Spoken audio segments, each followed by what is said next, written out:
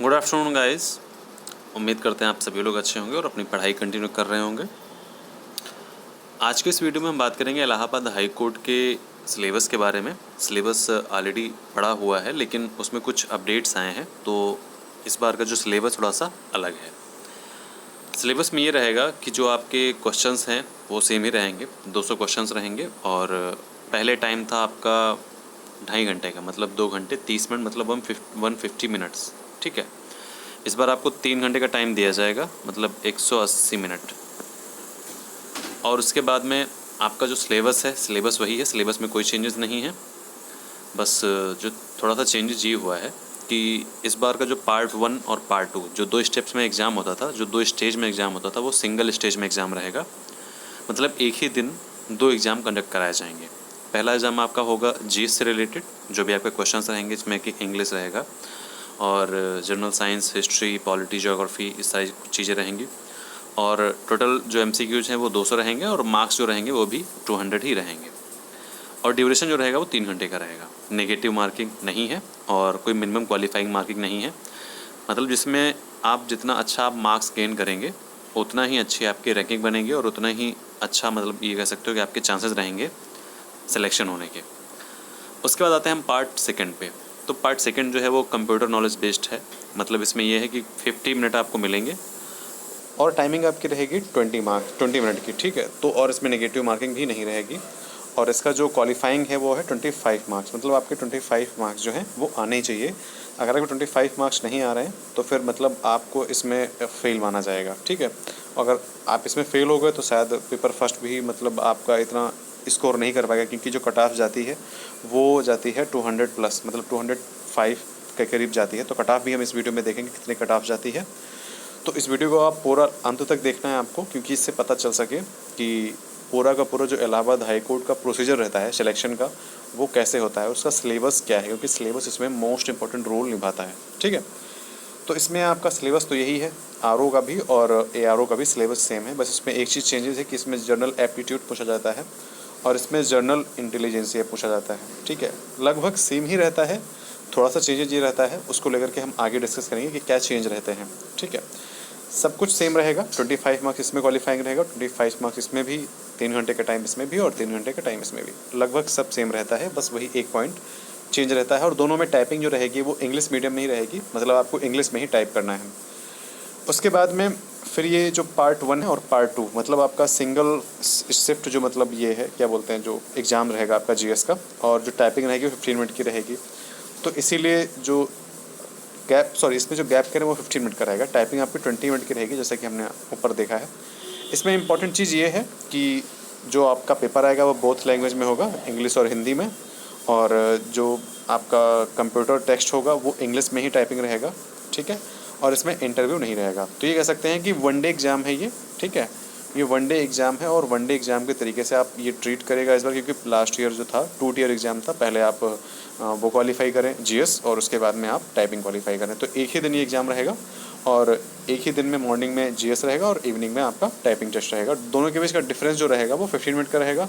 Shift रहेगी morning और evening shift रहेगी। ठीक है, ये तो जब एडमिट कार्ड आएगा, अभी तो फिलहाल फॉर्म भरे जा रहे हैं, जब एडमिट कार्ड आएगा आपको पता चल जाएगा। तो ये रही आपकी मतलब एक शॉर्ट जो आपका सिलेबस था वो हमने डिस्कस किया है। अब हम डिटेल से सिलेबस पूरा डिस्कस करेंगे, एक एक पॉइंट। ओके, तो चलिए सिलेबस डिस्कस करते हैं। इलाहाबाद हाई कोर्ट का आरओ एआरओ का जो सिलेबस है और प्रीवियस ईयर क्वेश्चन पेपर का एनालिसिस करते हैं।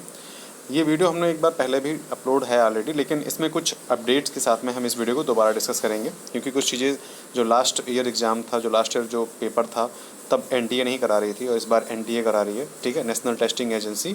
तो उसका जो मॉक टेस्ट वगैरह पेपर रहेगा उस सबको कैसे क्या आपको मिलना है, आपको कैसे लेना है, उस सब हम आपको इसी वीडियो में बताएंगे। ठीक है, तो इलाहाबाद हाई कोर्ट का जो एग्ज़ाम रहेगा काफ़ी इंपॉर्टेंट है, तो इसीलिए आपको इसमें ये चीज़ देखनी है कि कैसे इसको क्रैक करना है। तो उसके लिए हम पूरा सिलेबस टू द पॉइंट एक एक पॉइंट डिस्कस करेंगे इसमें। इलाहाबाद हाई कोर्ट जो है ये एक मतलब इलाहाबाद हाई कोर्ट जो हमारे इलाहाबाद में है उसके अकॉर्डिंग है, और इसमें एग्ज़ाम कंडक्ट कराए जाते हैं आरओ एआरओ, रिव्यू ऑफिसर और असिस्टेंट रिव्यू ऑफिसर को लेकर के। ये 1869 में इस्टेब्लिश हुआ था उत्तर प्रदेश में। ठीक है, और first high courts to be establish in India, ये मतलब one of the first high court था A high court was established in 1834 but was shifted in Agra within a year and is shifted in back 1868. ठीक है, तो उसके बाद में selection procedure क्या रहेगा, जो एग्ज़ाम रहता है ये 2 स्टेज में वही एग्ज़ाम है। स्टेज का मतलब वही 2 स्टेप में, पहला स्टेप आपका वही OMR बेस्ड एग्ज़ाम रहेगा, लेकिन इस बार जो है OMR नहीं रहेगा, ये सॉरी इसमें थोड़ा सा मैं करेक्शन करना भूल गया। इस बार आपका जो है CBT, ठीक है, कंप्यूटर बेस्ड टेस्ट रहेगा। ठीक है, कंप्यूटर बेस्ड टेस्ट रहेगा, तो CBT एग्ज़ाम रहेगा इस बार का। इस बार को OMR नहीं रहेगा। OMR लास्ट ईयर तक रहा है 2009 में, और 200 क्वेश्चंस रहेंगे और 180 मिनट का आपको टाइम मिलेगा। ठीक है, नेगेटिव मार्किंग इसमें नहीं रहेगी। स्टेज सेकंड मतलब वही उसी दिन सेम डे जो है सेकंड आपका जो स्टेज रहेगा वो आपको 50 मार्क्स का जो ड्यूरेशन जो है 20 मिनट रहेगा, 50 मार्क्स रहेंगे उसमें, तो 200 मार्क्स ये रहेगा और 50 मार्क्स इसका रहेगा। टोटल कितना बन जाएगा 215 मार्क्स, और इसकी कट ऑफ इसी के अप्रॉक्स जाती है 209, 210। ठीक है, टोटल कट ऑफ ही जाती है, मतलब आपको ये मान के चलिए 200 में से आपको कम से कम 170, 175 टच करना है। ठीक है, और तभी आप 25 इसमें लेके आएंगे, तब आपके जा कर के मतलब 200 प्लस बनेंगे। तो जितना अच्छा आप कर सकते हैं उतना अच्छा आपको इसमें करना है। उसके बाद स्टेज फर्स्ट में जो रहेगा, स्टेज सेकंड जो रहेगा वो टाइपिंग टेस्ट रहेगा। ठीक है, और स्टेज फर्स्ट जो है आपका GS का टेस्ट रहेगा।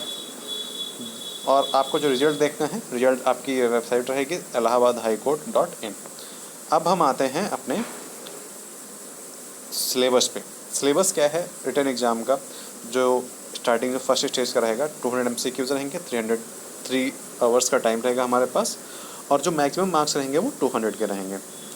सिलेबस क्या रहेगा, सिलेबस आपका जो है जनरल साइंस रहेगा, हिस्ट्री ऑफ इंडिया रहेगा, इंडियन नेशनल मूवमेंट रहेगा। ठीक है, और Indian polity, economy and culture, Indian agriculture, commerce and trade. ठीक है, पॉपुलेशन, इकोलॉजी, अर्बनाइजेशन, मतलब यही जनसंख्या, पारिस्थितिकी तंत्र और शहरीकरण इंडिया के परिप्रेक्ष्य में। वर्ल्ड ज्योग्राफी मतलब विश्व भूगोल, ज्योग्राफी मतलब भूगोल इंडिया के परिप्रेक्ष्य में। करंट नेशनल और इंटरनेशनल मतलब करंट अफेयर्स। ठीक है, जनरल इंटेलिजेंसिया, जनरल एप्टीट्यूड मतलब आपका जो मेंटली बेस्ड, ये क्वेश्चन आपको कहीं मिलते नहीं है, ये आपका जो कॉमन, जो आप एक तरीके से कह सकते हो रीजनिंग बेस्ड ये क्वेश्चन रहते हैं। ठीक है, फिर general knowledge regarding education, culture, agriculture, industry, trade, living and social tradition of Uttar Pradesh. एक तरीके से कह सकते हैं कि यूपी स्पेशल के क्वेश्चंस पूछे जाएंगे। फिर जनरल इंग्लिश और general Hindi of graduation level. Elementary knowledge of computer, मतलब कंप्यूटर के 20 क्वेश्चंस आपको मिलेंगे। तो स्टेज फर्स्ट है, इसकी जो मतलब एक्सपेक्टेड कट ऑफ जाती है वो मान के चलिए कि पूरा टोटल 250 का मार्क रहता है, और जो क्वालिफाइंग मार्क्स रहता है वो 200 मतलब 1 के अप्रॉक्स रहेगा, ज़्यादा ही रहेगा, क्योंकि 2016 की जो कट ऑफ है वो 190 थी है, और 2019 की जो कट ऑफ है वो 205 रही है। ठीक है, मतलब इससे ज़्यादा ही रही है, 190 से ज़्यादा और 205 से। तो इस बार मान के चलिए कि 210 से मतलब ज़्यादा तो नहीं जाएगी, लेकिन ये है कि 205 से 210 के बीच में जा सकती है। टाइपिंग को 25 मार्क्स जो हैं वो क्वालिफाई कर दिया गया। अब प्रीवियस ईयर पेपर एनालिसिस करते हैं कि 2019 का जो पेपर था उसमें हिंदी के 14 क्वेश्चंस आए थे, इंग्लिश के 50 क्वेश्चंस डन हैं, फिक्स हैं, आएंगे ही आएंगे, और कंप्यूटर के 20 क्वेश्चंस आए थे। उसके बाद जनरल स्टडीज़ के जो 36 क्वेश्चन आए थे उसमें हिस्ट्री के 27 थे, EVS, ज्योग्राफी और करंट अफेयर्स भी इसमें शामिल थे। रीजनिंग 12 क्वेश्चन आए थे, यूपी स्पेशल के 13 क्वेश्चन आए थे, और साइंस के 13 क्वेश्चन आए थे। तो इसमें आप देख सकते हैं कि इंपॉर्टेंट क्या है। इंपॉर्टेंट ये है कि जनरल स्टडीज़ इंपॉर्टेंट है, GS, ठीक है, जिसमें कि करंट अफेयर, ज्योग्राफी और हिस्ट्री, इकोनॉमी सब कुछ शामिल है। और दूसरा चीज़ इंपॉर्टेंट है आपका इंग्लिश। ठीक है, 200 क्वेश्चन में से 1/4 जो टाइम है, 1/4 जो कह सकते हो जो सिलेबस है, जो क्वेश्चन हैं वो इंग्लिश से ही आते हैं, तो इंग्लिश को आपको ज़्यादा फोकस करना है। सिलेबस क्या रहेगा हम इसको अभी आगे की पॉइंट मतलब इसके जो रहेंगे वो हम आगे डिस्कस करते हैं। तो फुल एक्सप्लेनेशन ऑफ सिलेबस, तो सिलेबस का पूरा फुल एक्सप्लेनेशन हम डिस्कस करेंगे। हाई कोर्ट इलाहाबाद जो है रिव्यू ऑफिसर सिलेबस जो है इसका कंप्यूटर नॉलेज का, रिव्यू ऑफिसर मतलब RO और असिस्टेंट रिव्यू ऑफिसर दोनों का जो सिलेबस है वो सेम ही रहेगा, मतलब बस वही जनरल एप्टीट्यूड और जनरल इंटेलिजेंसिया, बस वही थोड़ा सा वर्डिंग का चेंज है, अदरवाइज चीज़ें सेम ही उसमें रहती हैं। उसके बाद इसमें जो कंप्यूटर के बारे में बात करेंगे तो कंप्यूटर के बारे में हम MS office, windows, internet uses और introduction of computer science, MS word, work place productivity tools, MS excel और MS PowerPoint, PC software and office automation and computer software and hardware. इसकी पुस्तक जो इसकी जो बुक लिस्ट है वो हम अगले वीडियो में डिस्कस करेंगे, क्योंकि ये वीडियो काफ़ी बड़ा हो जाएगा। तो अलग से एक वीडियो बनाएंगे सिर्फ बुक लिस्ट को लेकर के, उसमें आपको कौन कौन सी बुक परचेज करनी है, ठीक है। उसके बाद इलाहाबाद आर का सिलेबस में जो है हिंदी और इंग्लिश, ठीक है, क्योंकि हिंदी भी आएगी और इंग्लिश भी। तो इसमें वही एरर डिटेक्शन, मतलब जो शुद्ध या अशुद्ध वाक्य रहेंगे उसमें जो एरर रहेगा उसको आपको ढूंढना रहेगा। कंप्रहेंशन मतलब एक गद्यांश आएगा हिंदी में। गद्यांश आने के बाद में फिर आएगा सिनोनिम, इंग्लिश में सिनोनिम कहते हैं, और एंटोनिम मतलब विलोम शब्द, और जो इसके इक्वल जो रहता है वर्ड वो पूछा जाएगा। जैसे कि सुंदर का जो है सिनोनिम बताइए, तो सिनोनिम इसका जो रहेगा वो आपका कुरूप रहेगा, मतलब असुंदर रहेगा इस तरीके से। एंटोनिम मतलब सेम उसी के जैसा, ठीक है, मतलब उसी से मिलता जुलता। फिर ग्रामर में मतलब क्वेश्चन पूछे जाएंगे, जैसे कि हिंदी में संधि विच्छेद वगैरह हो गए, और ग्रामर में जो ग्रामेटिकल एरर वगैरह होते हैं वो पूछे जा सकते हैं। फ्रेजेस हो जाएंगे, वोकेबलरी हो जाएगी, फिल इन द ब्लैंक्स हो जाएंगे, ठीक है। ट्रांसलेशन रह जाएगा, और प्लूरल फॉर्म्स के जो मतलब वर्ड रहते हैं वो आएंगे। तो इंग्लिश का सिलेबस, जो हिंदी और इंग्लिश का जो सिलेबस है वो यहीं तक बेस रहेगा, और इसका जो लेवल है वो आपका 10th और 12th का रहेगा, ठीक है। 10th और 12th की जो इंग्लिश है उसी के लेवल की पूछी जाएगी। उसके बाद है इलाहाबाद हाई कोर्ट का सिलेबस, इसमें कि मैथमेटिक्स बहुत ही माइनर आती है, मान के चलिए 5 से 6 क्वेश्चन, इससे ज़्यादा क्वेश्चन नहीं ही आता है। तो अर्थमेटिक एबिलिटी आएगी, और टेक्नोमेट्री आएगी, अलजेब्रा, मेंसुरेशन, ज्योमेट्री, स्टैटिस्टिक्स आएगा, और नंबर सिस्टम आएगा, और ज्योग्राफिकल रिप्रेजेंटेशन आएगा। तो 4 से 5 क्वेश्चन आते हैं, तो बेसिक क्वेश्चन आएंगे, ज़्यादा हार्ड क्वेश्चन इसमें नहीं देंगे। तो मैथमेटिक्स को आप थोड़ा सा रिवीजन कर लीजिएगा। उसके बाद हम आते हैं जनरल स्टडीज़ पे, जो मेन सिलेबस है, जिससे कि सबसे ज़्यादा क्वेश्चन पूछे जाते हैं। तो जनरल स्टडीज़ में जो है करंट अफेयर को लेकर के अगर हम बात करते हैं तो अवार्ड्स एंड हॉनर आएंगे, ठीक है, अवार्ड्स एंड ऑनर्स आते हैं, और बजट्स एंड 5 ईयर प्लान्स आएगा। इंडियन इकोनॉमी में जो 5 ईयर प्लान्स होते हैं वो आएंगे, और इंडियन इकोनॉमी के जो बेसिक कॉन्सेप्ट्स रहते हैं वो पूछे जाएंगे। इंपॉर्टेंट डेज आ सकते हैं, जनरल पॉलिटी आती है, मतलब पॉलिटी से रिलेटेड क्वेश्चन आएंगे।